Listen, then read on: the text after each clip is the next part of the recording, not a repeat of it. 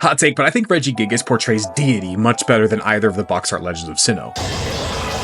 Boarding them all, and its stats are obviously nuts. They're great across the board and capped off by its colossal 160 physical attack. Its move pool is also incredible. In Gen 4, it gets Dizzy Punch, the Elemental Punches, Revenge, and plenty of great TM compatibility with some setup, some support, and fantastic offensive coverage options. But we have to address the Titan in the room, its ability Slow Start, which for the first 5 turns in battle, it halves its attack and speed stats, which is arguably the worst ability in the game alongside Truant and seriously topples this giant. Funnily enough though, it and Slacking actually have shockingly similar stats. Anyway, in its defense, 80 attack and even special attack for that matter is still pretty solid to go along with how bulky it is and its wide coverage. But if we're being realistic here, 5 turns in battle, you may as well just finish the battle with something else in that time. I think 4 stars is fair for battle prowess. But its availability might just be the most ridiculous we've seen thus far. Not only is it locked behind the post game and the national dex, which requires you to see every single Pokemon in its home region, you also can't even get it at all if you don't trade in all 3 of the other Regis from the Hoenn game. I really want to give it 0 stars here, but I suppose it is technically available, but